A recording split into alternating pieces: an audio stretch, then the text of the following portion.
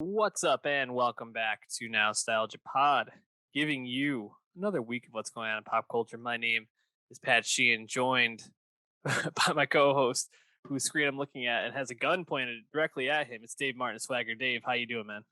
Oh, it's on site with Disney right now. We're taking aim at the man, at the machine. Scarlett Johansson, of course. Yeah, as Dave's alluding to, we're going to be talking about the Disney versus ScarJo controversy that has come up this week, as well as some other news that's popped up over the weekend. We have quite a few musical projects and quite a few movies to get to this week. Movies are back, man. Can't wait to talk about Green Knight. But if you want to listen to all these, and make sure you get all the podcast in your earballs when it drops. Hit that subscribe if you're listening on youtube.com/nostalgiapod or go to soundcloud.com/nostalgiapod to listen any way you want to, because we're everywhere. Dave, you alluded to the Disney ScarJo developments, we'll say. When we reviewed Black Widow, we kind of said this movie came out way later than it should have, and they really missed an opportunity, and now ScarJo's gone. And we thought maybe quiet exit out of the MCU, but seems Right. like she's not going out without a fight, huh? No. Quite publicized out in the open lawsuit over her Black Widow contract as an actor in regards to the release of the film, specifically not having a exclusive theatrical release. Because of course it was also available day and date on Disney Plus Premiere Access.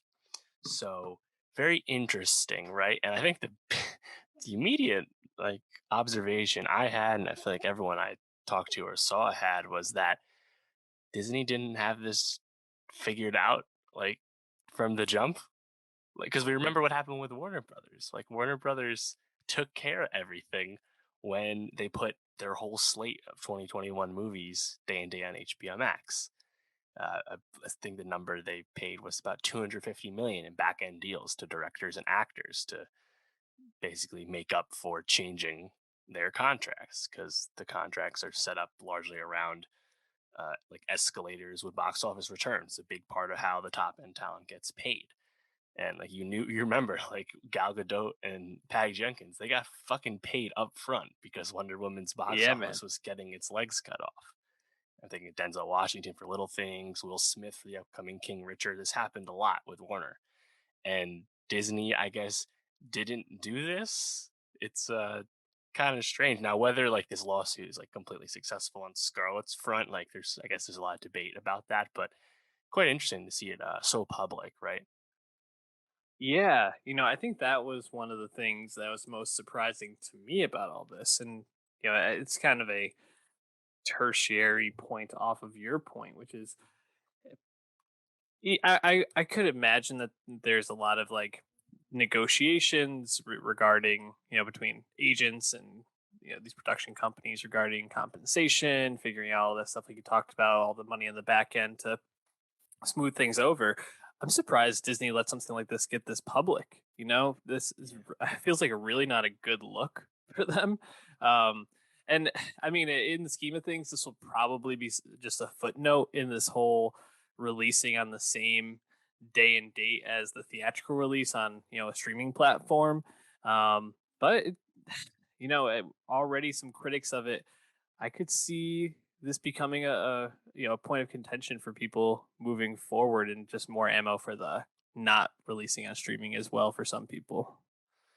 Right. Yeah, that kind of just goes into just general like theatrical strategy critiques. But reading the reporting around the Scarlet uh, lawsuit, apparently there are other similar types of things kind of like secretly going on in arbitration between other parties, with other actors or other people. And now there's talk that other Disney people, such as perhaps Emma Stone of Cruella, uh, weighing options as well. Um, so I don't think it's over by any means. And yeah, I mean, like,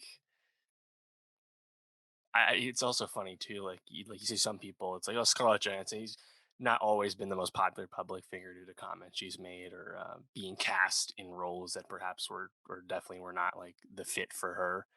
But kind of like besides the point, right? It's like you don't have to side with management here, side with the labor. It doesn't actually matter that Scarlett is already a wealthy person. And like Disney got a lot of flack from Hollywood community, CAA. Like they like clapped back publicly at Scarlett, publicizing her upfront salary, blaming Scarlett for doing this during the pandemic. All this kind of like worker shaming stuff. It's pretty poor taste to me. So, yeah, I'm obviously rooting for Scarlett, but I also kind of get the old sentiment. Like, I don't have any skin in the game of theatrical growth, of Right. course, but I just generally support it, and we keep seeing the numbers bear out that you are affected, at least tangentially, when you do day and date. Right, and I mean, anyone that's listened to the podcast at all before knows we want movie theaters to thrive and succeed, and also, I think the talent should get as much as they can in these situations. So, I'm interested to see. You mentioned the possibility of Emma Stone potentially taking action. Um, you know, eh, maybe this will, get more of that push to not have this, same date release on streaming. I would maybe we'll be talking about it more. I'm not hopeful about it just because these huge corporations usually find a way to squash these things and keep their Hmm. MO moving forward. But I would love it if this became a thing. Like I think it'd be great. Yeah. So One last note too is the end of June, news broke that Scarlett Johansson was attached to produce a Tower of Terror film at Disney. Wasn't clear whether she'd also star in that or not, but she was definitely going to be producing it. I have to imagine that is much more up in the air than it was like 6 weeks ago. yeah. Also Also, I mean, factoring in Jungle Cruise, its success also being up in the air, another adaptation of a famous theme park ride. So a lot of things left to find out. yeah, I'm tired of the theme park rides becoming movies. We'll talk about that, and there's only been like one so far, so we'll talk about that in a second. But why don't we move on to another controversy that unfortunately has popped up over the last week or so, and that's the baby. And if you're watching on YouTube, the baby is behind Dave, and behind me is Lollapalooza. And why is that? Well, this past weekend, Lollapalooza had the baby as not the main headliner, but I think he was like one of the top two or three billed for their Sunday Hmm. closing. And Sunday morning said, Palooza was founded on diversity and acceptance and blah, blah, blah. And because of that, the baby will not be performing. And this, of course, is based on the baby's comments at Rolling Loud. What was that the weekend before, I Yeah. believe? Hmm. And he made comments, told people to come to the front if they don't have one of those deadly diseases like HIV or AIDS, or if you weren't, giving people, if you weren't another guy giving people blowjobs in the parking lot, those sorts of very bigoted and uneducated Yeah. comments about the LGBTQ community. Um, and then doubled down, releasing a music video that uh, you know, kind of mocked the controversy around that. Really showed a lack of understanding of the criticisms against him and why saying something like that is really not okay. Um, and so Lollapalooza said, "You're out." Replaced him with Young Thug and G Herbo. And then this morning, uh, Governor's Ball. We're recording on Monday, August 2nd. Governor's Ball also said that the baby would not be performing Mm. based on these comments. And prior to recording today, the baby did release a apology via his Instagram. Dave, what do you think about this whole controversy? Like, what do you make of it? Yeah. Yeah. Just one completely ancillary note. Why wasn't G Herbo already performing at Lollapalooza this year? A Chicagoan, a very famous Chicagoan. That was a kind of weird thing to see. I was like, wait, you added G Herbo? He wasn't already going to be there? Like his fellow men wouldn't want to go see him? Like, it's fucking weird. Anyway, I wonder if they already had him as like a surprise guest for that day, and then they were okay, just like, perhaps. okay, Yeah. well, I don't Also, know. you fucked up when they're picking Thug as your replacement. Thug is not someone who is immune from controversy either. Let's not forget.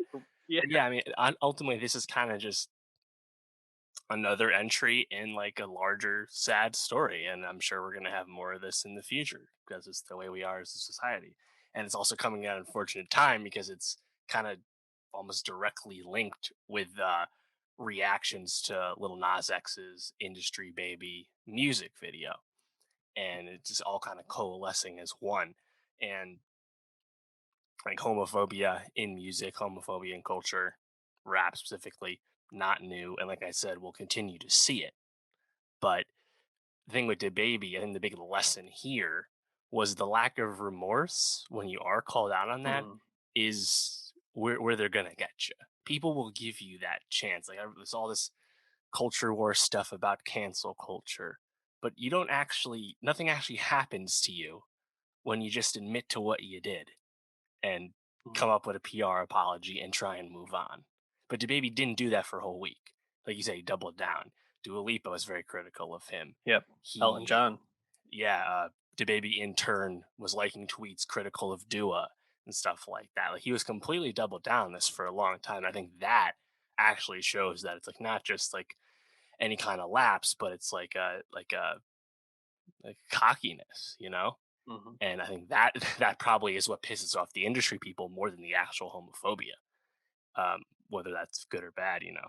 But yeah, obviously it sucks, and when you ever see people too, it's like, oh well, you know, the baby's from the hood. That's just how it is. Like, there's not gay people in the hood. Like, there's just Yeah. there's no good like response to it, you know. And it doesn't mean we have to completely vilify the baby forever, but now he needs to actually prove that he's not, you know, a shitty dude. And like I Yeah. remember this kind of came up kind of recently with Migos in regards to I Love McConan when McConan came out and stuff like that. But it's a lot of work to be done, and um, yeah, definitely like unexpected because he was just kind of going off at his show. He was not asked about this. He was doing it on his own. It was something he had to get off his chest. You know, felt deeply rooted, um, and that's sad. Yeah. I think sad is probably the word that has come to mind most for me when I'm kind of trying to think of my reaction to it, mostly because, um, obviously it's like you said, it's like a stray bullet that, this community that's already marginalized and underserved and has been incredibly resilient, facing some really, harsh political stances and still fighting for those rights. Mhm. It seems like there's always the risk that there's a political decisions that may impact that community in a negative way, whether that's transgender rights or it's not that long ago that gay people were given the right to marry, which is just insane to think about. Mhm. That that was probably that was within the last decade, I That believe, was or Obama presidency when that happened. crazy. So um, to be like still here, and like you said, there's a lack of education. There's obviously there's some bigoted views that he attributes to, or people have been attributing to maybe his community growing up, which I don't necessarily believe in, or I don't know if I totally buy, I guess. Um, I just hope that other artists take note of this, Mm. and are at least more thoughtful. There's no way every artist is going to be an ally, whether it's a true ally or a public ally Mm. for these communities. But like you said, he just didn't even have to say it. Like, and it's the sort of thing where Yeah. he wasn't going to change. He wasn't going to come out and apologize unless his bag was affected. It seems like, and that's what makes this even more of a bad look. Is that he only, it seems like, apologized because these festivals started pulling out on him, and probably other festivals were telling him that his spot was in jeopardy. So, um, really hoping he takes this to heart, and that other artists do too, because it's just totally unwarranted. Yeah, I mean, and looking forward, actually, I guess looking back, I've seen some critics. Like I think DaBaby when he was still on the warpath was like posting screenshots of artists that have homophobic lyrics. And it's like, yeah, yeah.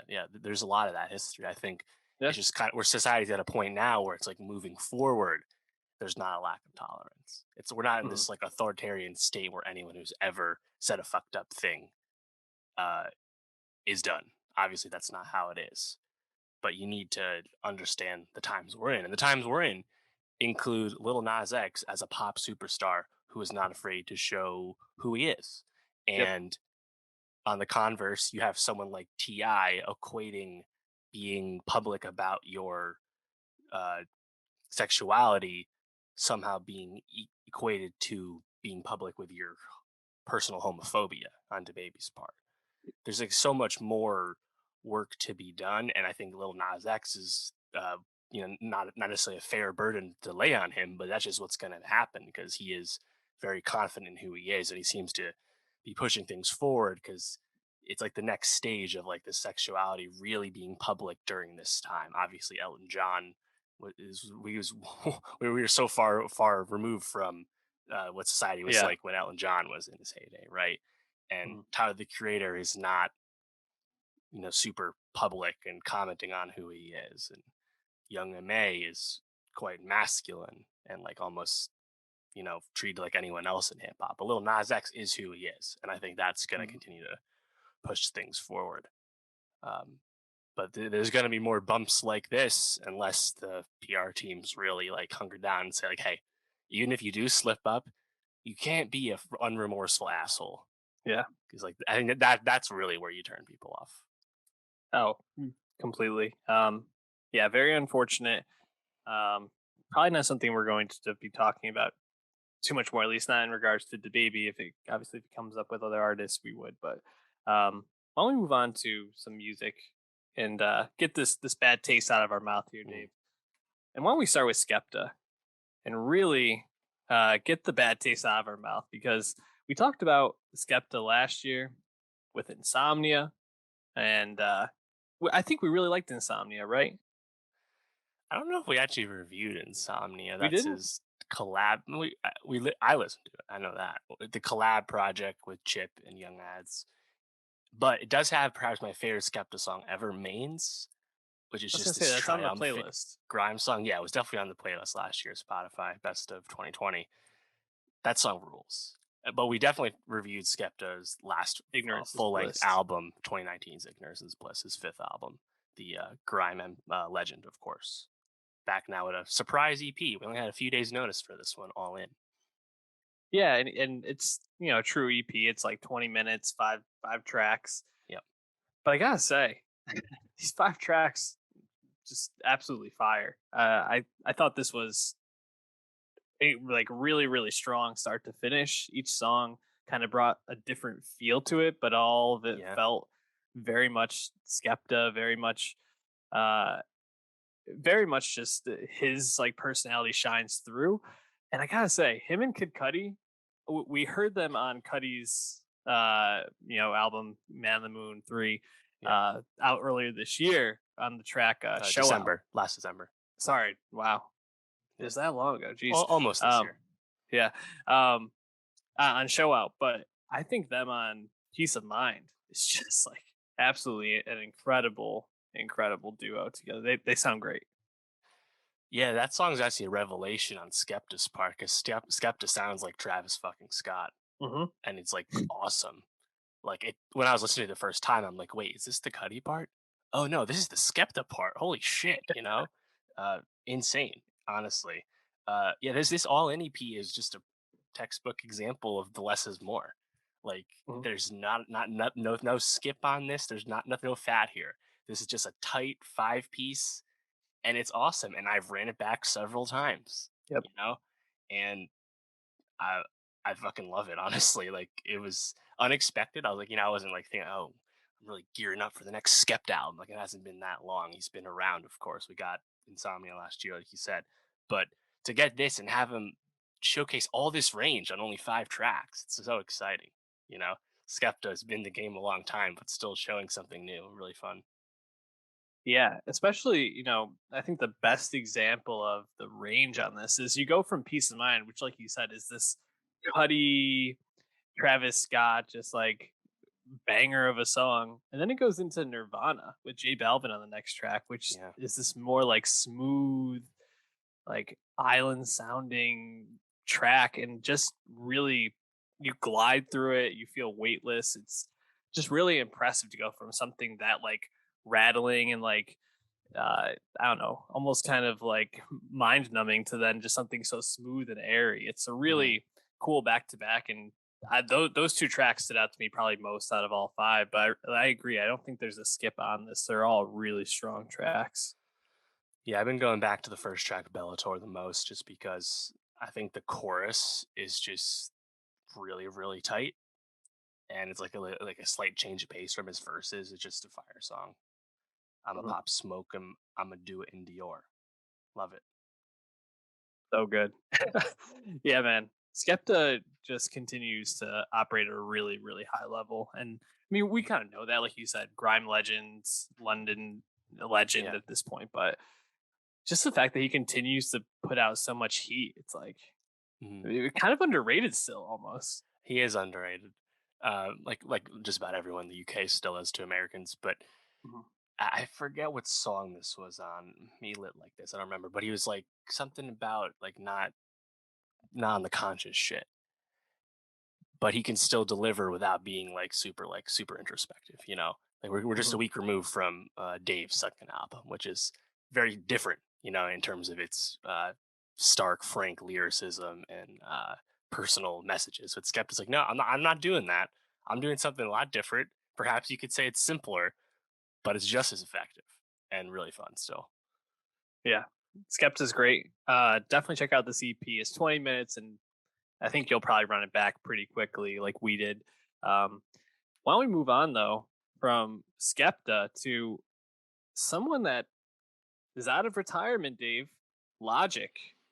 Hmm. Um, Logic is interesting person in interesting artist in the time of our podcasting because he's really, I think, kind of run the gamut from dropping some really, really bad projects, things that I don't know if we will ever go back and listen to some that were, I think, surprisingly like really strong and things that we really liked. And we've talked about him way more than I ever expected to on this podcast.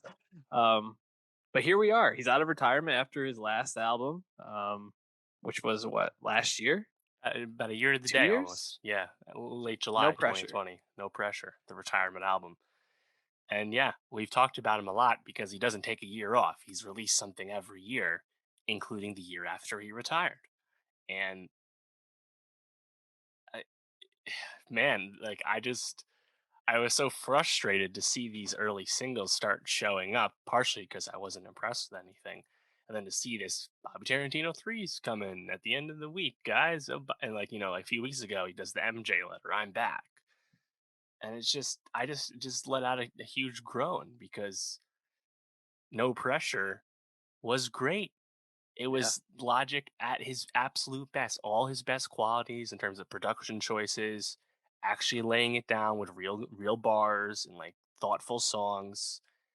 And he earned all that hoopla he made about retiring. And you know, he Mhm. wanted to spend more time with his family, hanging up, blah blah blah. And what we said at the time, the odds of him actually retiring were basically zero. We can look at the Yeah. history of rappers retiring. It's especially he's only like in his early 30s. Like there's no chance he's actually retiring. But still, I thought it would go more than a year. And we very quickly got the uh, beat tape he did under a different name on which is out on Dat Piff, came out in January, and then get some singles popping up. And towards the end of Bobby Tarantino 3, you actually get the most interesting part about this is when he's just talking and he's like, "Yeah, just kind of decided to make this. Brought the homies out. We threw everything together. Blah blah blah. And we're making this album, or did he call it the final album? I don't even remember. It'll be Think my so. last album on Def Jam, is what he says. Mhm. So he came back to make Bobby Tarantino 3, and then this upcoming album because of his Def Jam contract. So the whole premise of No Pressure was a fucking fallacy because his Def Jam contract wasn't even done. Like, why wouldn't you make two throwaway Bobby Tarantino tapes and then do No Pressure when it's your final album? Like, he couldn't even retire for a year. He had to honor his contract still. Like, are you fucking serious? Dave, you seem Ridiculous. pretty upset. Let it out, man. Just let it all out. This is a What? safe Also, the space for tape you. sucks. That's the problem. Like, You don't like it? I don't like it at all. I think it's trash. Like, this is right up there with his worst shit. I think Yeah. the only thing that's redeemable about it in terms of it comparing it to his other bad projects, is that it's not like this huge swing and a miss the way like Everybody was or something. But this is like Confessions of a Dangerous Mind, his fifth album. Just I completely think nondescript, boring, nothing you want to listen to again, completely fades away. Because like we said when we talked about No Pressure, like we said when we talked about um, Confessions of a Dangerous Mind, when he does more mainstream trap indebted contemporary hip hop trends, he doesn't stand out. It is not his Mhm. strength, and other people just do it better than him. And that's exactly what we got once again on Bobby Tarantino 3. So yeah, I think it sucks, but the whole premise of it just pissed me off. I'm really frustrated. I love hearing how frustrated you are with it, only because I agree. I didn't think that this was a standout tape. I don't necessarily think this was really bad. I guess I found it to be a pretty easy listen. I think it had a couple of moments that stood out, but I don't think this is an album that's going to make any year-end list or even be remembered that it came out. But inoffensive in a lot of ways. However, I do find it pretty funny that you kind of knew that the retirement wasn't real, and then you're like, he even fucked up the fake retirement is like basically what you're saying, which is really funny. Um, yeah, in listening to this and in thinking about, you know, uh, no pressure. No pressure was such a love letter to like his influences Yeah, and the way he just kind of like unabashedly like bit off, Kanye uh tracks, Jay-Z tracks, things yeah. like that. Tribe. Yeah, yeah, just made it really fun and like wow, this is such a thoughtful, well produced, has a great through line to it. Just a lot of it made sense, and this just did feel like I'm just putting this out to put it out kind of thing. And like Mhm. nothing on here really stands out, and it's funny because the two moments that I think stand out the most, one, Cynthia Erivo fucking crushes it on this. I loved her, and she was a breath of fresh air because I was like, okay, I need a little bit of a break from Logic. And then what's the one? Get Up, where he like pretty much like this is a Kanye song. He's like, this is or no, maybe it's not that one. I think it might be later on. Call Me, maybe. It Mhm. might be the one I'm thinking of. But he's like, this is the workout plan too, whatever. I was like, okay, sure. Like it sounded pretty good. So I'll go with those two tracks, but it's not good that that one track that stood up second most, I don't even remember the name of it. So just it's Yeah, nothing, yeah, it's that's the nothing. thing. Like just being more specific, Vaccine. Just listen to the Oh, hook on terrible. Vaccine. It's just really, really, really terrible. And then My Way, the hook there, he's singing. Shocker, but he's not good at that. We already knew this from Supermarket, the companion to his book. Like, this is not his strength. But he just can't help himself when he's not looking back. When he's looking back, it's great. Even Young Sinatra 4, which was not like his most successful album by any means, but that was still great to listen to because it was just old school boom bap shit, you know? And it was rapping, it was actual bars and shit. This is just so nondescript and boring. And I'm just baffled that this is what the comeback listen is. Honestly, Yeah. it's tough, man. And I was looking today on Billboard. Confessions of a Dangerous Mind just got certified gold like a few days ago. Young Sinatra 4, like you look at everything. He was not selling as much as he did at his peak of the Incredible True Story Everybody peak with 1-800 and all that. He's had some valleys the past few years as an artist, Mhm. despite having big first weeks because he has a big fan base. So it's like, yeah, I'm not surprised to see that people aren't going back to the songs because the songs just aren't as good as the other stuff. Yeah. Then again, By the way, I don't think he go cares ahead. that much because he's very successful. Yeah. The song I was thinking of was God Might Judge, and Mm. that one does sound very much like a Kanye track. It has like the tuned up vocals in the background running through and whatnot. And the track Get Up, I thought was pretty nice. Just kind of like dreamy, airy, light. But again, you don't listen to Logic for that stuff. Like Yeah. you listen to, I don't know, Claro for that, I guess. So I don't know. I think Logic is just kind of in this place where his projects are very hit or miss, and we might be getting to the point where maybe we're just going to stop reviewing every single Logic project 'cause it doesn't seem like it's really worth it at this point. Well, So, and again, it's like feels like this was done out of necessity due to his label contract, and that's just yep, frustrating because it's like, please just put off the retirement if you have to get some shit out, you know. On the absolutely. on the positive side, I will say, end of June he put out the YS Collection Volume One, which is a series of young Sinatra mixtape songs of his from the early 2010s that he was able to get the samples cleared and put on streaming. And there's a lot of good stuff on there, like Man of the Year, 5 a.m., Ballin', All I Do, which is his first big hit. So if you're interested in the old Logic, when he was probably the most exciting, go check that out because it's now much easier to listen to if you didn't have those mixtapes from back in the day. Dave, the house is burning, and Isaiah Rashad is back. Uh, been a while, 5 years since his last official album Yep. release, The Sun's Tirade.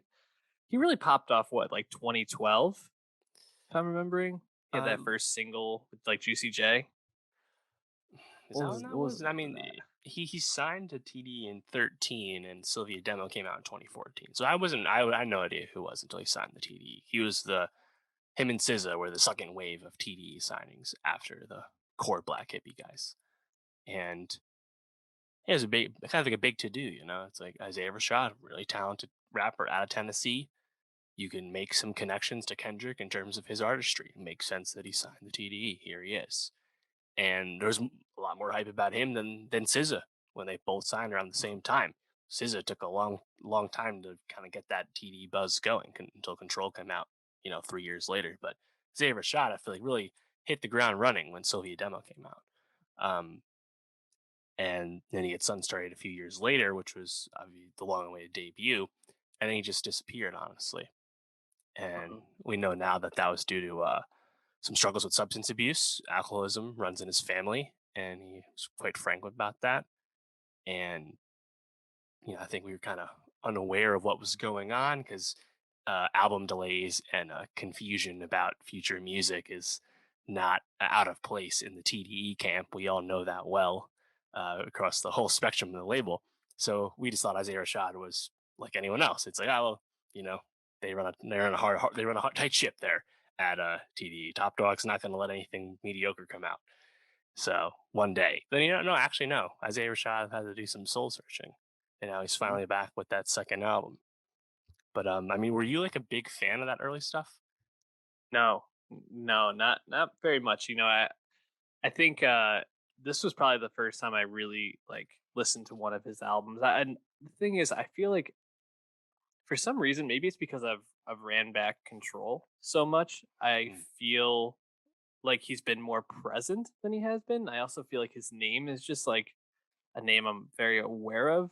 Obviously he was on SZA's album Control 2017 on Pretty Little Birds, but even just looking through like the features he's had since his last album, there's a couple, but really like not much that we have reviewed, and kind of these like I want to say no names, but people who are obviously like on the come up here.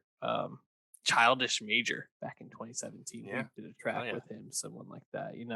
Um, last year he did a track with Woody Smalls on his album. Like he just kind of drops into these projects, and uh, I was really impressed with this man. I thought The House is Burning was really strong. I think the first half I probably enjoyed a little bit more than the second half. It trailed off by the end. It is 16 tracks and like I think 16 tracks, like 46 minutes long or something like that. But I thought I was really impressed with what I heard in the beginning. Were you tuned into him from the get? You said like Oh, 13, 14, right? come on. Was I tuned into him? Please. um, no, I was there when I remember when he got signed. Of course, listen to Sylvia Demo, like songs like R.I.P. Kevin Miller, Shot You Down. Those are the highlights for me off that. But I didn't really like Sun's Tirade. Sun's Tirade has a lot of fans, and because of that, this second Isaiah Rashad full length was hotly anticipated. I wasn't anticipating it to that degree. Certainly very interested in it as his status as a TD artist, but like it's not like I listen to a lot of those early cuts that I like all the time or really at all. So like I didn't have like large expectations. And listening to this, The House is Burning, it's still kind of more of what he's been doing. I think his rapping ability is just kind of on the upward curve, but I still don't love it the way I love stuff from Q or J Rock or Kendrick, of course. And I think that's just kind of like the flavor of Isaiah's rapping. Isaiah's rapping, like, is what it is, but like it's still really good, and the production's very thoughtful, Mhm. and there is a lot of really witty wordplay and introspective lyricism, especially because we know Isaiah has a lot to reflect on this album. But it's still not like my favorite hip hop. So yeah, like let's seeing all the hype, was it the song R.I.P. Young was getting a lot Mhm. of love on Twitter. I like the song, but like it's not like one of my favorite rap songs of the year or anything, you know. So I think it's more just kind of appreciation for the craft more than like being a big fan of the work. Yeah. R.I.P. Young was one of the tracks that I wrote down right away. My first listen, I played it back. It's really, I feel like it's like the slowed down track, but he just flows really effortlessly over it, and it just really stood out to me as like an early favorite. And then, just kind of like jumping around. There's quite a few features on here. You mentioned J Rock and Jay Worthy on like True Story. But a very similar song, a couple tracks after R.I.P. Young, Headshots, almost the exact same beat, but also a track that stood out to me with For Our The Locals. Maybe is that For The Locals? I don't want Yeah. to mispronounce Mhm. that, but I thought that was also another standout. It near the second half, like SZA comes in with Black, and then it kind of, I felt like kind of fizzled out, but Yeah. the first half I found pretty interesting for the most part. I thought it was really strong. Yeah, yeah. At the end, I like 9-3 freestyle, just as the name suggests, just kind of a simple song. But like that's the thing. It's like when like he talked about this, he did a lot of press for this album. You know, he's like, I'll have some more, quieter stuff, and then I'll do some bangers. But like the Isaiah Rashad definition of banger is just not my banger cup of tea. Like his bangers are from the Garden with Uzi, and I actually think Uzi sounds pretty good on this. But like the hook is like really boring. What is it? Came through bussin' or whatever it is, just repetitive, Something like Like Lay that, with Show yeah. with Duke Deuce. Again, I like Duke Deuce, but like it's kind of just not that cool. I think a song like Headshots, as you said, is where he's at his best. That reminds me a lot of Shot You Down off Sylvia demo. Hmm. That hook combined with the rapping, combined with the verses, sounds really good. I think that is probably where I would hone in on like what kind of songs I like from Isaiah Rashad. So definitely requires a lot of time with the album though because of the lyricism and stuff. Mhm. But to me, I wasn't like immediately grabbed except for a few songs. So, like I said, I just kind of appreciate it more than love it.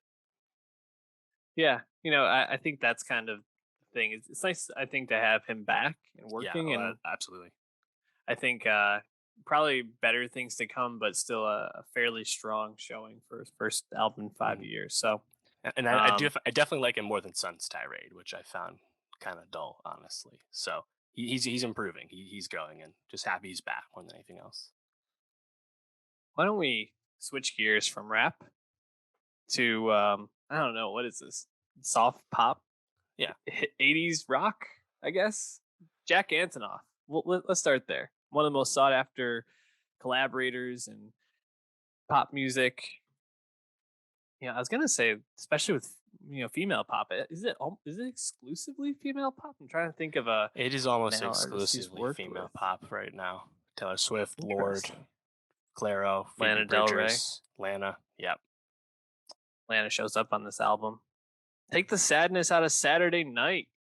Uh, don't like the title of this album. Not necessarily anything against it, but just long. Hmm. Um, And Also, it's still, Saturday is one of the days you're not sad, if anything, right? Take the sadness out of Sunday night, you know? yeah. Sunday's scary. Take That the makes more scaries sense. out of Sunday night. There we go. That would have been a great title. There we go. We're workshopping this. Hire us, You can take RCA. that. We got this. Yeah. That's trademarked, by the way. So if you do change the title, we require royalties. Um, yeah, we talked about Bleachers a few years ago Yeah. when they dropped A while ago. Gone Now. Yeah, Yeah. 2017. Wow, 4 years. And I think the take was I really liked it. I still go back to Gone Now fairly regularly. I especially like those first like 5 tracks. Um, I think it has a really strong opening, and then Mm. some of it in the second half really doesn't work for me. But if especially when you think about where he came from, guitarist for fun. That first album, Strange Desire, I really ride for it, but I think people probably only remember 2 tracks from it, Roller Coaster and I Want to Get Better. So Yep. if you're getting a couple of strong tracks out of a Bleachers album, I would consider that a success. And that's why I look at Take the Saddest Out of Saturday Night and I say, pretty weak showing, I'd say overall. But I think there's like maybe 3 tracks, most of them are singles, that I'm going to probably go back to and play Yeah. again. Hmm. And I'll take that as like a small win. He's more of a producer at this point than a creator, and that's kind of Right. just where he is. And also, because he's so omnipresent as a producer, like we're always talking about his work, the fact that his solo work is middling is like, it's not like a grand disappointment because we're always talking about new stuff he's doing, Right. you know? So I don't, I'm in kind of the same boat. There's like a few tracks that I think are noteworthy off this. The rest is kind of blah. And hey, that's okay. It's whatever. This is found money to me from Jack Antonoff, if you ask me.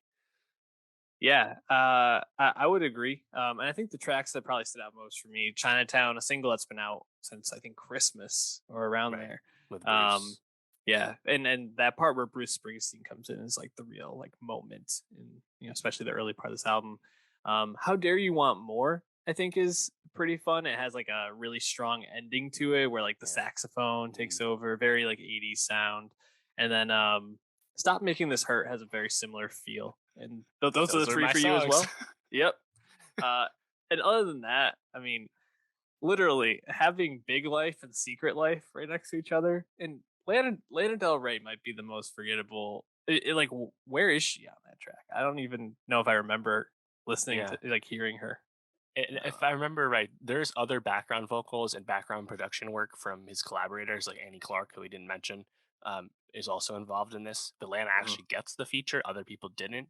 Um, but yeah, I agree. It's like kind of missed it if she was there. Um, but yeah, Yeah, that is I interesting. yeah, Sorry, Annie Clark is on 91, the lead right. track. Yeah, I think you nailed it though in terms of the noteworthy tracks. How Dare You Want More? You mentioned the saxophone. I really like those drums. It's like the hand clap Hmm. percussion, Yeah. really notable. And then Stop Making This Hurt. That's just really up tempo, catchy. Kind of reminds me of Hmm. I Want to Get Better, like in terms of Yep. like the Bleachers mold. So, and the background piano on that hook, like really catchy. Well done. Yeah, that was that was actually what I wrote down too. Is this sounds like I want to get better a little bit. Stop making this hurt. Right. Yeah, it's just like okay, you can hear the crowds at a festival singing that. And that also just kind of speaks to like Jack Antonoff's like creative brain where he like Mhm. I guess this also is kind of how I think about Charlie Puth sometimes is like these two guys clearly just like see the math in their brain. It's like okay, we can make the really catchy pop song by doing XYZ, and I Yep. don't like doing it all the time, but sometimes I'm just gonna fucking do it, you know. And like I feel like for them it's effortless, you know, just as Oh, like super producers and writers. totally. I really like Jack Antonoff. I mean, I think it's his production work is undeniable. I think his work with Bleachers and Fun is a little bit more. You can be a little more critical of that, but I just think he knows what he's doing. And I'll probably listen to this a few more times, and I'm sure I'll have another track or two that I really like. But yeah, three tracks we like. We'll put one of them on our playlist, which we haven't mentioned yet. Nowstalgia Best of 2021 on Spotify. Follow that, share that, listen to it to stay up to date on all the most current music. And Dave, I think we're also going to be putting maybe one, maybe multiple Billie Eilish tracks on this because she's back with her sophomore album. Um, I mean, what Happier a than ever. yeah, happier than ever. Sorry, and just thinking about where, like, what she accomplished in her first album.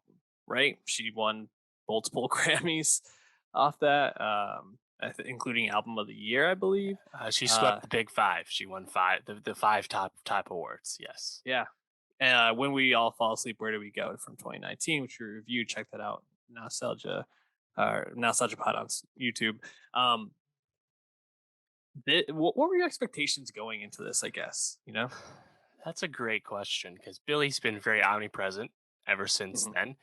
Let's not forget that the following Grammys, the Grammys that just happened in 2021, Billy won Record of the Year again Yeah, for Everything I Wanted, a loose song, a big surprise to her and Phineas on the broadcast, big surprise to me and you because it was not a song that I'll speak for me, not a song I liked all that much. I didn't listen And to it much. yeah, and that's the thing is since her landmark breakthrough album, you had a few loose tracks. You had My Future, which is back on this album. You had Everything I Wanted, which wins the Grammy but isn't on this. You had the James Bond song, No Time Writing to on the Die, wall. which already won a Grammy, even though No Time to Die, the movie, isn't even out yet. All three of those songs have a key thing in common. They are they are soft. They are low tempo. They are quiet. They are Yeah. different at the very least from what she blew up from. Mhm. And then we got that single, "Therefore I Am," which got that the video in the mall, and that is much more That's reminiscent fun. of like Bad Guy production. I think that's one of her best Yep. tracks. So I didn't really know what to expect, and unfortunately, to me, it's a lot lighter than I wanted. But Yeah. it also makes a lot of sense, right? Like this is still completely written and produced solely by Billy and Phineas, still a family affair. And Billy is very open and honest about her experience since the last album. So it kind of makes sense that this is what we got because she's doing a really good job handling mega fame and how Mhm. that's completely changed her life. And that comes out and fits and starts throughout the lyrics across the album.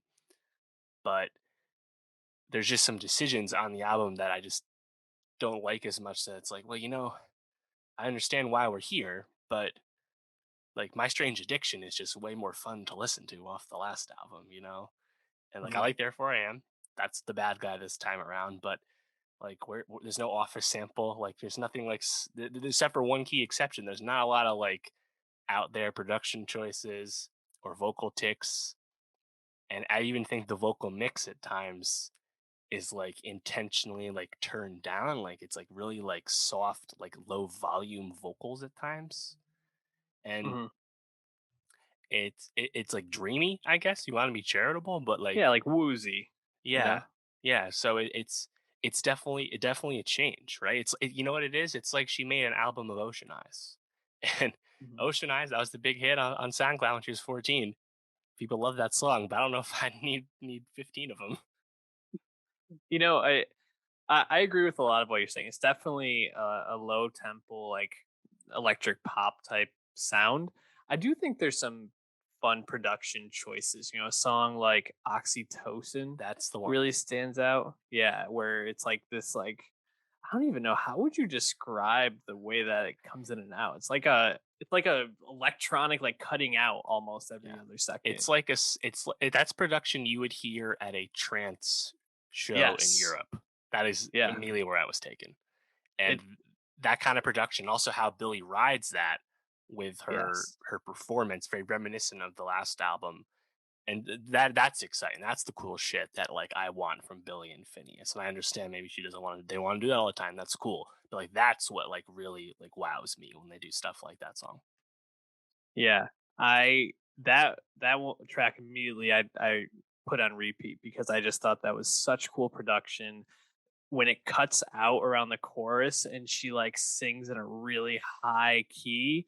it just like adds such a, it sounds like almost like primal in a sense, which is just so cool. And the way the drums are with it is just perfect.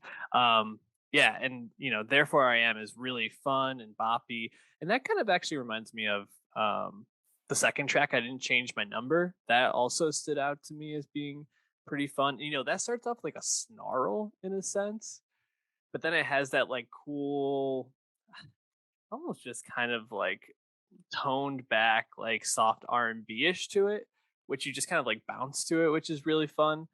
And then probably the track that grabbed me the most is the title track. It's the second to last one on the album, and it's really soft. And I was kind of just like toning out. And then there's that part where like the guitars and the drums just come in overly distorted and just really strong, and her voice like goes up a power, and it just like I found that totally gripping, and I thought that was great. And you like you said, you pair that with I think some really introspective lyrics, some commentary on the commodization and sexualization of female pop stars throughout this. There's a track named "Not My Responsibility," which is pretty clear what is that's getting Yeah. at the idea that it's not up to her to control, change who she is for you. And I think she just is a singular talent, because I Right. also found most of the toned down tracks pretty fun, or at least enjoyable to listen to, which I gotta say, like after listening to someone like Clara last week, which Clara was fine and she does a lot of toned down stuff too, I find this a lot more memorable, and you just see that that Billy is just operating at such a higher level than almost anyone else who Yeah. does this. Yeah, in So terms of like the lighter stuff, I liked NDA a lot, which was one of the mhm. singles.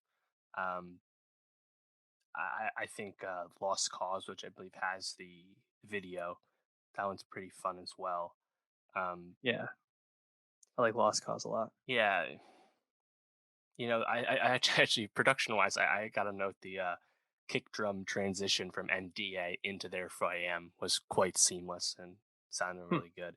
The Not My Responsibility track, that was actually those vocals were part of that video she like played at her shows. So that actually had already been heard, but she actually only did that I think 3 times before that tour stopped due to COVID. So we'd actually Mhm. heard that in a greater part. The thing is, it's like that, like the message, like it's like a really like frank interlude, right? But like obviously, I would love if that was somehow into like a song people would hear more than once, versus just kind Yeah, of being this like straightforward speech. But right. either way, I guess it is nice to hear because that has been a big part of her celebrity of late, unfortunately. Mhm. Just want to note, because we didn't say it, she's 19.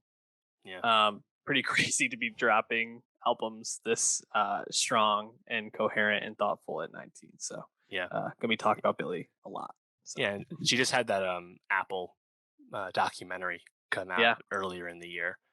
Um, yeah, very interesting, right? Like, and we talked about this with the last time, but it's like her whole rise to the industry and the connections she didn't have, and everything about it, right? Like this documentary, like they were kind of filming everything the whole time. It's like they kind of knew, and yeah, something I actually just learned is like I knew her parents were actors, but I didn't know that her mom was actually the voice of a famous character in the Mass Effect video games, which I love. And I was like, oh, that's so funny that that voice actor's kid is fucking Billie Eilish. that's crazy. Just random, just random. Uh, yeah, so I think there's definitely stuff to like. Um, it's definitely a stark change, but there's still a lot to appreciate, and that just kind of speaks to what Billy and Phineas can do. You know, imagine what they would do when they actually work with anyone else. Like, imagine if Jack Antonoff got his hands on Billie Eilish. He would love to work with her as probably the biggest female pop artist he hasn't yet worked with. Of late. Yeah, yeah. I mean that would be really cool. I mean, of course, I would love to see like a Lord Billie Eilish like collab of some sort. They Yeah. just feel like kindred souls in a way to me. So maybe we'll see that. But um, One last thing I think we should know, yeah, given what we've just been talking about, Billy got in some controversy when like an old clip surfaced of her lip syncing to Asian slur. I believe it was an Odd Future song, and she quickly apologized and was very remorseful about that, even though she was quite young when the clip was from. A stark change from how DaBaby acted the past week. Just thing to keep in mind. Good note. And why don't we move on to from music to movies? Jungle Cruise. Dave, I know this is one of your favorite rides at Disney. I know you were like, man, I really need a movie about the background of Jungle Cruise. I mean, I'm joking, but like the real thing is like they're redoing it, right? And they are like kind of making it, you know, related to the movie as they're like updating this theme park ride. Is that right? Mhm. Yeah. Yeah, I don't believe like a big thing with their original iteration of the ride was just like the caricatures of the natives and stuff, and like you would see anecdotes of people that used to work at the park, and you kind of see it on the faces of people on the ride that weren't white, and how their kind of expression would change when they would see this kind of like otherization of these like native folks and whatnot. So in general, just a important thing to change to make your ride just more welcoming. It's not like it's changing the enjoyability of the ride in any way. So good to see. And it's funny. Like everyone's like, this is the first ride movie from Disney. They've been remaking all their animated movies, and now they need more IP, so they're gonna get to the rides. And we know the Scarlett Johansson Tower of Terror reboot may or may not be happening. But kind of forgot Pirates of the Caribbean is actually based off a ride too. Hmm. That's true. Yeah. Obviously It's so long ago, 2003. It's been I was a gonna minute. say it's so long ago. I kind of forgot that the ride came first. Yeah. Man, huh? That's like jogging my memory now. Also, I don't really think about the pirate movies very much anymore, but Yeah. those first It's couple, not too bad. first one's First one's awesome. great. First trilogy is quite enjoyable, but the fifth one came out in 2017, and that's the last of them. And let's talk about a reboot. I think Margot Robbie was perhaps attached to that as of late, but Pirates of the Caribbean definitely had its run, made a lot of money, and Disney definitely wanted to have Jungle Cruise maybe not be a Pirate Flow franchise, perhaps be like a national treasure. I saw as something thrown out there as a comp, and now that's coming out during the pandemic. It's hard to have box office expectations, but either way, the movie is out. Dwayne the Rock Johnson, Emily Blunt, Jesse Plemons. And that's just the top three. I mean, this cast is pretty deep, man. I mean, Edgar Ramirez is Yeah, playing the I guess like the kind of villain. I don't know if you can really call him a villain. I don't know, right. kind of. Uh, Yeah, and then you have Paul Giamatti just really playing a very bit role, showing up for like two or three scenes. Obviously doing like one day of shooting, just in and out. Um, I thought this movie, Jungle Cruise 2021, was just fine. mm, I don't know. It was exactly kind of what I expected. I think there were some moments that I was a little bit like, "Oh, this is a lot more enjoyable than I expected." But overall, it's just very Disney cookie cutter to me. mm, I think the nice thing is that it's centered around Emily Blunt as the protagonist, and this doctor, in the early 19 or 20th century, and kind of I think highlighting the way women were treated back then, and putting a female protagonist as a capable person in this is a right. nice and thoughtful touch. But overall, I just kind of thought it was meh. What did you think? Yeah, I totally agree. I mean, it's a family film, Yep. and it's like at least watchable for families, and the parents will not be pulling their hair out watching this the way they would be watching like the Paw Patrol movie or something. But Hmm. still has a lot of flaws, and ultimately, I think it's just like the characterization of The Rock and Blunt's characters. I still found like quite like bland. Like there's so much Yeah. CGI in this film. I couldn't help but just feel like they were just playing themselves. Yep. Like I love Emily Blunt. She's been in some amazing movies, given some great performances. But this, she was even though the character at least has like there's some inspiration to it at least or aspirational nature to it, but it I don't know like her dynamic with The Rock was kind of blah to me, and The Rock was just kind of doing what he always does, and like he's a charismatic guy, but he doesn't know how to tap into different parts of his abilities as an actor. He always kind of does the same thing. He always does. And I guess the thing that I like most about this is that there actually were some kind of like twists and turns with our narrative. I wasn't expecting everything that was coming. I also wasn't trying to think like 10 steps ahead of where's Jungle Cruise gonna take me. I wasn't I was just kind of along for the ride on our lazy river here. But yeah, I mean it's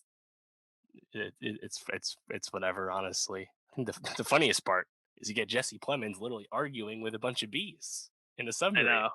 You can't get It's that great. anywhere else, so that's something.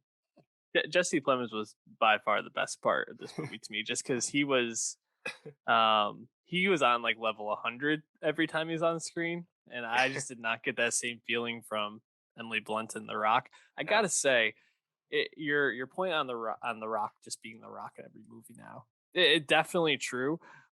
I did for a second give the movie a lot of credit because I was like, oh, they're kind of making The Rock a shitty person in this movie.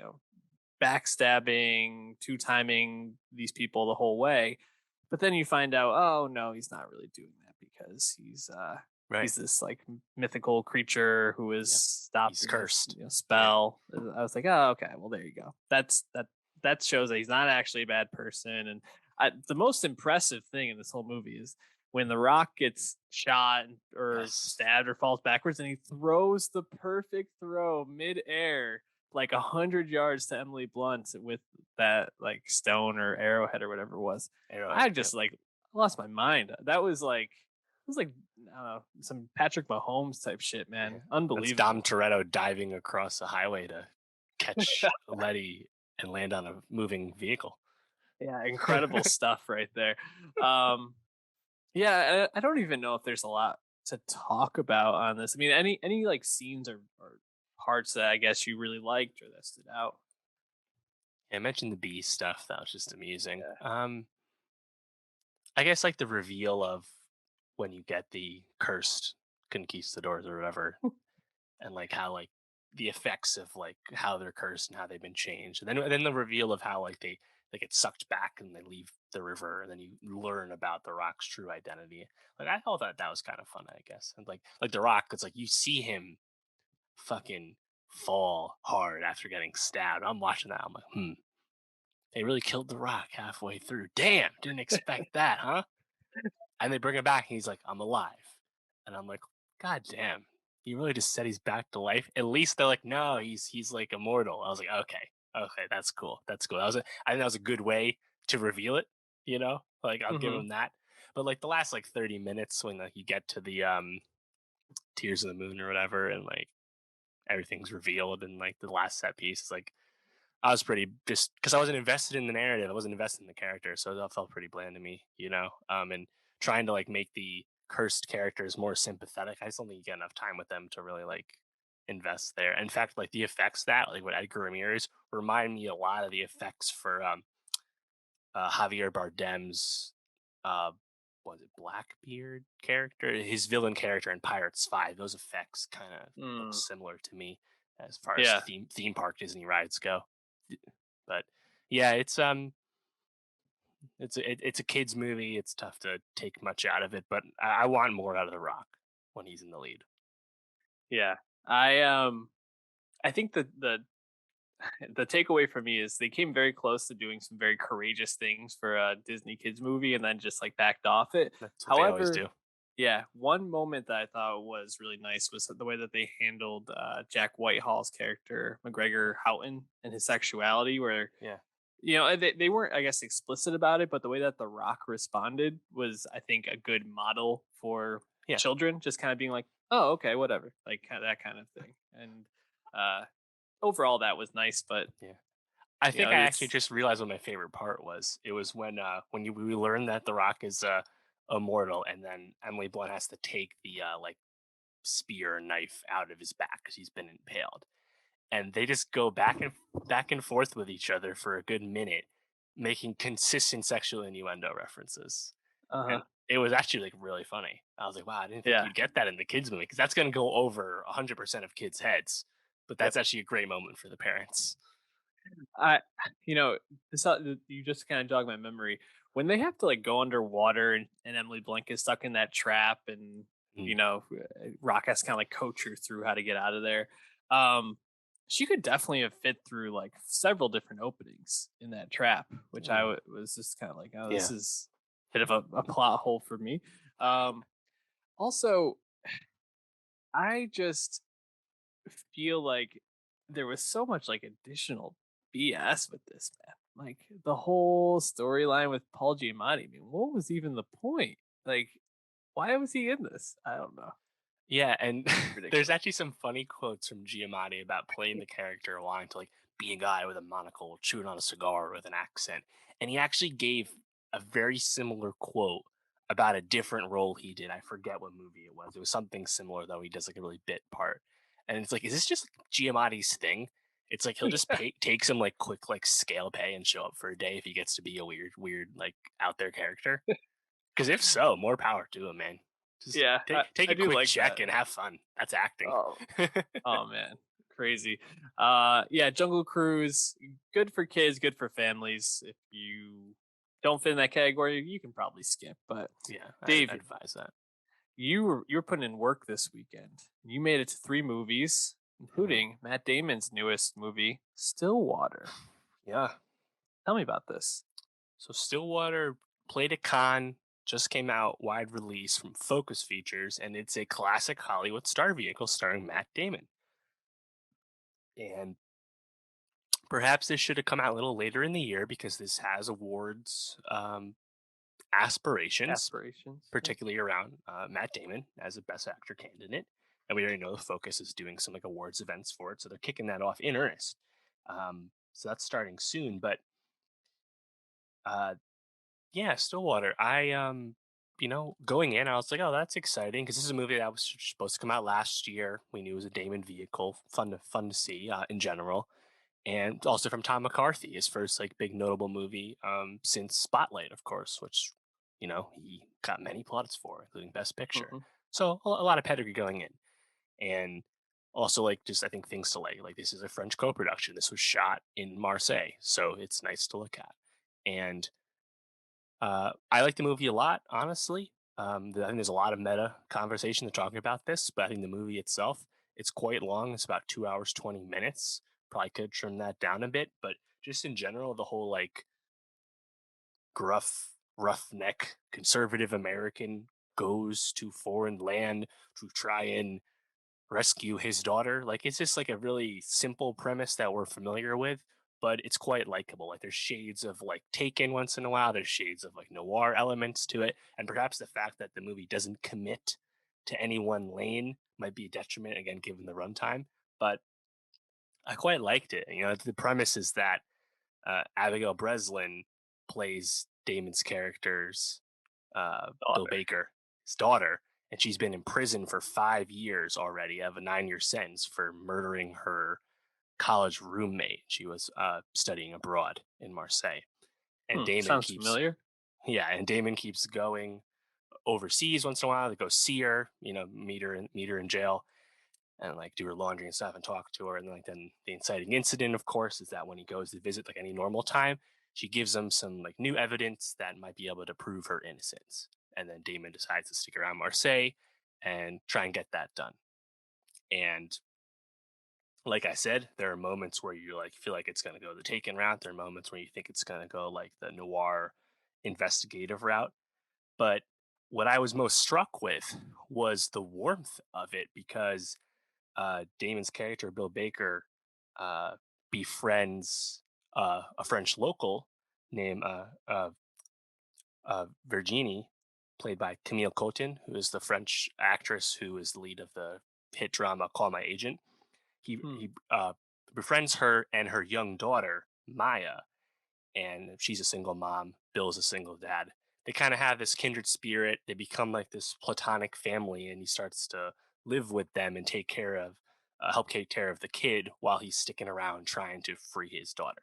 That stuff is really good, and you get really invested in that relationship. The little kid is like super cute, but like the Hmm. dynamic between Damon and the kid, and Damon and Coaching is really good, and like I love that honestly. And that's why I think the movies were really successful, and I quite like it. Like I said, it's a little long, but I would definitely recommend it. Um, Purely for I think the star vehicle nature of it, and like yeah, it's like not like it's not like an amazingly like shot film. Like we're gonna talk about the Green Knight in a second, which is definitely one of those. Stillwater's pretty workmanlike, but you're still set in Marseille, like I said. So I think there's a lot of ingredients to like here, and like the political nature of it. Damon playing a character who's conservative in the modern times and also very American, has American identity. It doesn't fully commit to that sort of thing, but I kind of like what it did. So I would recommend Stillwater, but it's been a bit of a talking point since it came out due to its similarities, due to its source material inspiration, as I'm sure you're aware. Yeah, yeah. As I mentioned, the story of what happens with Allison sounds very familiar, and that's because pretty much is the Amanda Knox story. It sounds like in premise, and that's the thing, right? So this past weekend, as Stillwater came out, Amanda Knox took to Twitter and kind of went on a tweet thread about Mhm. how her story, which if you don't know the Amanda Knox story, she was convicted of murdering her roommate while she was studying abroad. Um, Served 4 years of a 26-year sentence, and then was exonerated. And I'm forgetting the guy's name. I think it's like Jude or something like Yeah, that. some like local burglar was Yeah, convicted. DNA evidence exonerated her, and someone else was convicted. But still, the when you hear the name Amanda Knox, it's associated with Mm. killing her roommate, unfortunately, Yeah, and that's wrong. That's not the story at all. Um, and so there's a lot of controversy around the commodization and people benefiting off this story and retelling this story, especially because I think this was loosely based off of what a story from Variety. Is that correct? yeah, yeah. Yeah, keep going. And she's Amanda Knox obviously is not receiving any money off this, but the person who wrote the story is benefiting from this. You know, uh, it's quite interesting, I think, because um, it's a gray area. People write stories and write Mm. adaptations of stories all the time, stealing from real life things that happen, Yeah, fictionalizing it's it. the news. Right. But at the same time, this is I think anyone that's aware of the Amanda Knox situation, it was a very public criminal trial. Um, it would be hard to watch Stillwater and not connect those dots. So where do you stand in Yeah. the whole situation? So I think an important thing to note is that Stillwater is focused on the dad. It's not focused on the Amanda Knox stand-in. Abigail Breslin is a supporting character in the film, clearly. I think the biggest, I think like the best point that Amanda Knox makes is that McCarthy invoked like the Amanda Knox story, and I believe some of the press around the film also made that connection. Watching the movie, it's a very thoughtful war movie. I don't think it's exploitative at all, and I think her best points around to like maybe just don't like directly make the connection when it's about like a individual person, because as she was saying, which I think is another good point, it's like when you call it the Monica Lewinsky scandal, you don't actually honor the power dynamics going on. It's more important, I think, to call it the Bill Clinton affair. And that's how Amanda Knox was saying is when you invoke my name, you're kind of still like, using my negative reputation that's been proven to be false.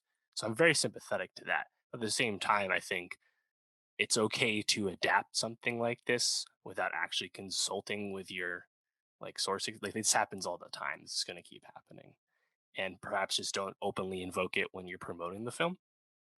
And I think it would be Yeah. totally okay, because otherwise it's like, yeah, like this is like this kind of thing is going to happen. And again, I think the movie is very thoughtful and warm, and like I don't think like people like but it's complicated. So I obviously you understand her point of view and why she thinks that way.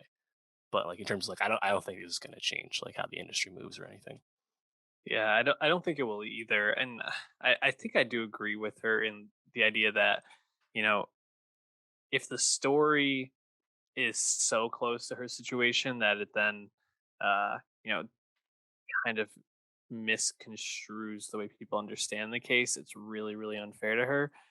It's just a really tough situation because, like you said, this is just the news being retold, and Mhm. it's she's an unfortunate like player in all of this. Right. Really, really awful circumstances that that came about for her, and obviously feel for her. She did offer to have Matt Damon and the director on her podcast, I think, Mhm. to talk it out, and they both declined. But I would like to, I find Matt Damon to be pretty thoughtful, although, a story about his Yeah. daughter convincing him not to use the F slur towards the LGBTQ community as of Yeah. just a couple months ago it He came out this he's weekend. open in his gaps, which Yeah, I guess I find it endearing that he's a 50-year-old dude who knows that like he's not perfect, yeah, and sometimes and he says things that he doesn't need to say. But I always have found that he seems to be more or less coming from the a good place. But he's mhm, certainly not perfect. I mean, he said some stupid shit when downsizing came out too. That it seems to be just what he does. yeah. So I would like to hear him, talk about it and just kind of like Right. be thoughtful about it. But I don't know. We'll see. Definitely an interesting aspect to it all. But Dave, you alluded to the last movie we're going to be talking about, and I got to be honest. We've seen some really good movies this year already. We're gearing up for some more. This is at the top of my list. The Green Knight Number one, baby. Let's fucking go. blew me away, dude. It absolutely blew me away. And it's funny because I was trying to think about like, man, what was I really looking for from the Green Knight? We saw the trailers. We thought the trailer looked pretty good. This like Hmm. medieval fantasy, Hmm. based on a poem from long, long ago, Arthurian Arthurian legend. times. But I didn't really know what I wanted out of this, right? I think I wanted it to be exciting and kind of weird because you see like the giants and stuff. It's going to be some out there fantasy stuff, but this far exceeded my expectations. Not only I think in the visuals, like you alluded to, just like absolutely stunning, but man, this is like weird. Like this is like some out there Yeah. shit that I left the theater, and I think I've been trying to like get my head around like the themes of it all, and there's just like so much that's tied up, but it's still such a cohesive story that it Mhm. isn't impacted at all. Just really impressed with this. What did you think of the Green Knight? Yeah, it's honestly one of the most like propulsive existential things I've ever seen. Like it is Mm, so existential and metaphysical the entire time, and yet it is still enthralling scene to mhm, scene. Like it's crazy how confident the Green Knight is in not being a traditional coming of age epic fantasy story. It's so not that, and it's so happy to not be that, and yet it mhm. still consistently wraps you. I was blown away. I absolutely loved it. Also, my number one movie of the year so far.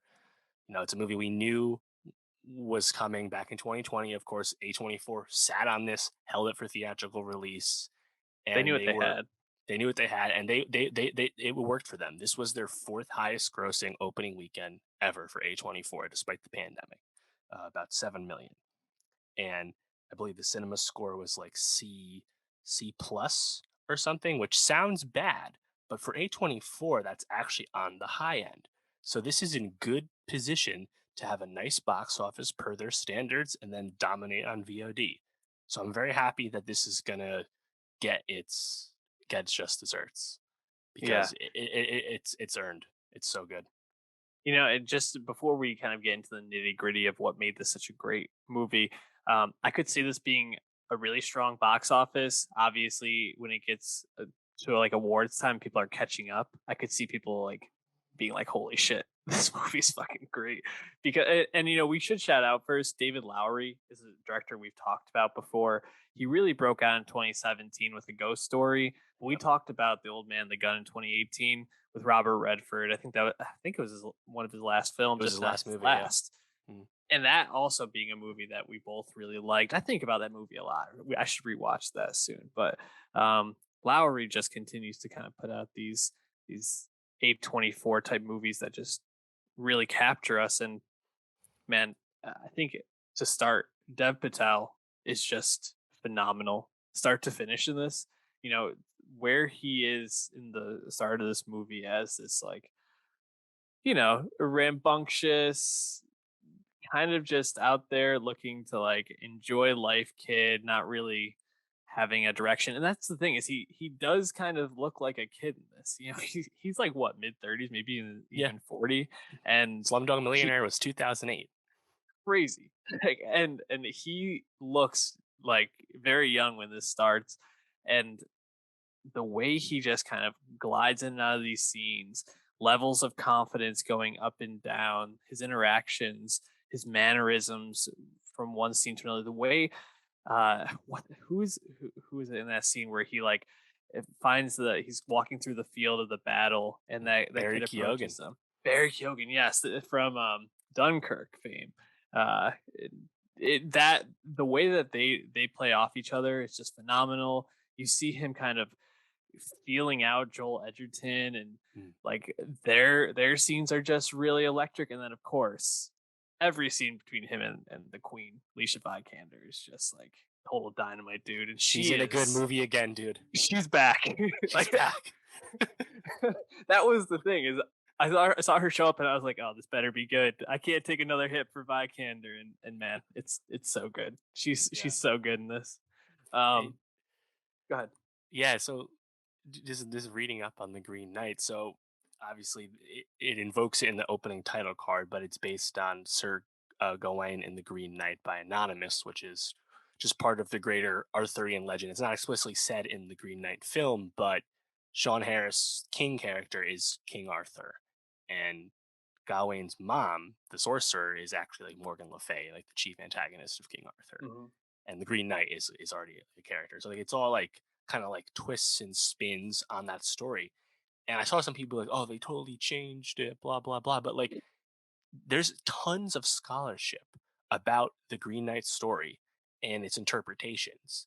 Like you can read like J.R.R. Tolkien himself toiled over the meaning of the Green Knight for decades, like publicly. Like it is like actually like one of the richest texts in terms of like like old school texts go and Arthurian types of texts go.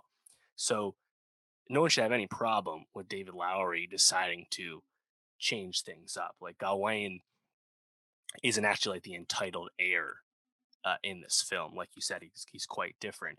But the whole I think the meditation on the movie, and I think this is where I kind of settle with it when you see the whole thing, is like there's like the chivalry stuff, but also like what's your purpose, and like do you care about your own honor and stuff, and like your own, like do you want to live your own life even if you didn't keep your word and stuff like that.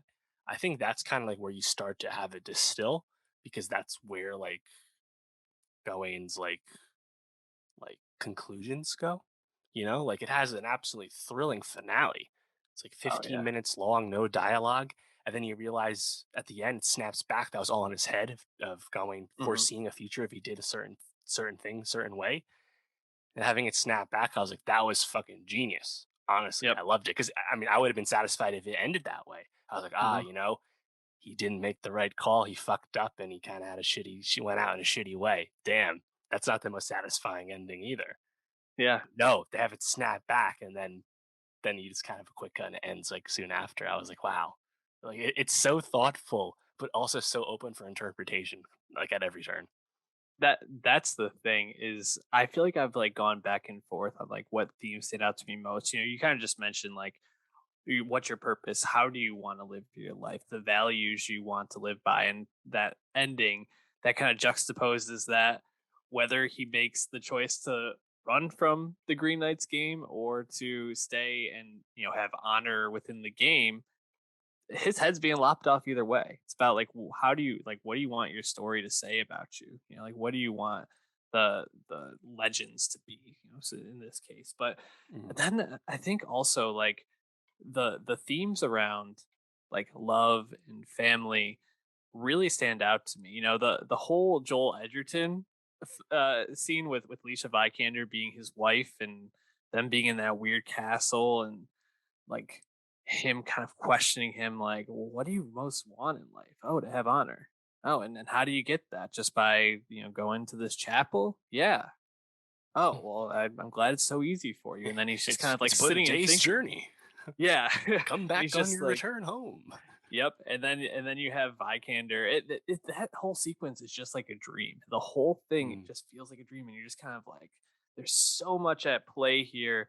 I just found it, really, really thought provoking. And you mentioned the visuals. I mean, so I picked the background I have behind me. It's like this, like for those who are listening on audio, it's Dev Patel, and I forgot what part of the movie this was, but it's like this like orange glow. I think it was like right after he had, I think it's like right after he left the, um, Edgerton, right? yeah, Edgerton. He's like right Yeah, I'm before he pretty gets sure. to the Green Chapel, I think. Exactly. Yeah. But there's so many scenes, and the way that the camera lingers and just slowly moves around the scenery or just lets you chew up what's happening, whether it's him riding away from the castle to start the journey, Hmm. or when he gets tied up by Kyogen and it kind of pans around and then Yeah. shows him as a skeleton that just stayed there, or then it pans Reverses back back. and he Yeah. yeah, and he's like, okay, I have to get up and like figure a way out of this. Like there's just so many brilliant little touches. Lowry just really impressed with this the Mhm. whole time. Yeah, and he said a few times that the shoot was like pretty miserable. They shot this like in the Irish countryside, but it was fucking worth it, man. It's gorgeous. Anytime Dev's just riding a horse, walking in the woods, it's just like such like vibrant colors the way they like color correct and like the verdant scenes in the green, like it just looks gorgeous constantly. And uh, from the jump, like once he goes on his quest, I loved how it felt like a quest. Like, it's like, and like again, it looks awesome the whole time. He like gets to the fork in the road and he looks around and he's like, I think I go this way, and he goes that way. Gets to the battlefield and like nothing's explained. You have no idea why there's huge, large scale battlefield just happened not that far from where he lives. And Mhm. then he encounters Kyogen, and Kyogen is a perfect character to have as like Oh the my guy you god. meet on your quest because he's a really neurotic actor, and it was amazing, And Yeah. you have later on where like the first step when you start getting metaphysical, and he encounters Aaron Kellerman, who we've been talking about a lot lately, of course, and she's a fucking ghost, and he's Mhm. like, "Are you a ghost? Huh?" But like the way it ends when like he's like, "Are you real?" and she's like, "What's that matter? What's I the just want my difference? head." Or Yeah, what's the difference? I what's the I just need my difference? head. Yeah. It's great. And then he dives down into the water and it's that like red glow as he's like swimming, and it's just like just so, I don't know, really mesmerizing. Um, Also, just shout out cute animals in movies. We didn't talk Mm, about the leopard, or is it a leopard, or is it a Jaguar maybe. Yeah. jaguar in Jungle Cruise, but also the fox in this, who was his mom kind of like guiding him. I Yeah. thought was really cool. And yeah, man, I feel like everybody that pops up, Sean Harris, it was like I think a perfect choice for the king, Yeah. because I just associate him with his character in all the Mission Impossible. So you just Right. kind of expect something really like Sinister. eerie to happen. Yeah. And it's not overtly sinister, but almost like the way he like frames all of this for Gawain kind of is like this like driving force to his story is like kind of sinister when you look back. And then Mm. having Katie Dickey from Game of Thrones uh fame, who was that kid that was sucking on her tit when he was like 8 years old? Oh, Robin Aaron. Yes, Robin Air. Yes, uh, just having those two, it's like you. I just felt like that was like perfect casting. But this movie just rules, man. Like Yeah. it's really just great. And I like the voice work too. Like when the Green Knight shows up, and then Hmm. the Queen gets like possessed, and you hear like reading out the letter in the different voice later on when the fox talks for the first time. Like Yep. both those really stand out examples of voice work. Um, I really like the scene when he encounters the all the bald giants, Kind of reminds me of like the Blade Runner 2049 hologram scene, like the starkness of the scale and whatnot. The Green Knight himself, the design, awesome. which I believe is pretty original. It's almost like he was a fucking Ent from Lord of the Rings. It's like this tree creature, and how like when he puts the axe down and like it starts to like make moss and stuff. There's just so many awesome touches, man. And honestly, I mean, you mentioned like already how is it kind of like dreamlike, but like when he gets to Edgerton's estate, and then you find out his wife is also played by Alicia Vikander, like that to me that like blew my mind. Like I believe like everyone's kind of selling on it's just Vikander playing two different characters, and it's like kind of in Guy Wayne's head they're not actually connected. But like when I was watching it, I was like, what the fuck does this mean? Why is she here too? Dude, I had the same response, but also I was getting to the point where I was kind of like, kind of a thankless role for Vikander. And then she gets to show up and be this like mesmerizing, totally like perfect looking queen in this like I don't know, like maze of like a maze of fuckery in this place, and I'm just like, holy shit, this is amazing. So and a great contrast too from her being like a pixie cut brothel member. But also very different. Like very sweet, straightforward, like kind character. Like it's a great juxtaposition of those two. So yeah, man. I feel like this is a movie I'm gonna watch again and probably have like 5 more takeaways, but I really hope this gets some awards love because it rules. So it does. Yeah, definitely a movie I want to like really stump for and get people to see because it's not conventional. So it's definitely not for everyone. Like there are film nerd qualities to this. And I think they're just the fact that it's like not the most, I don't want to say coherent, but it doesn't like directly tell you how to feel about things. And that might not be satisfying to everyone. That's the kind of stuff that just inherently isn't for everyone. So that's why you're going to get a reaction where some people just quite dislike the film. And that's fine, of course, if that's your reaction. But to me, there's just so much to recommend just from the craft angle, from the visuals of it all, just the whole experience of watching the movie. And to me, the unknown is what's so appealing. Because again, this is unlike basically anything we get. And those closing lines, well done, my Green Knight. Now, off with your head. Just like, perfect. This movie is great. Anyways, this is a long pod today, Dave. What should everybody be listening to or watching for next week? So the Suicide Squad's coming out from DC and getting really strong reviews, which is exciting. James Gunn jumping in to save the day. Also new music from Nas, King's Disease 2, the sequel to his Grammy Award-winning King's Disease. New album from Tinashe, and perhaps a new album from Mr. Kanye West. We'll believe it when we see it. Evergreen end to the pod right there. But anyways, Nowstalgia Pod on Twitter, SoundCloud.com, and YouTube.com/NowstalgiaPod. We'll catch you all next week.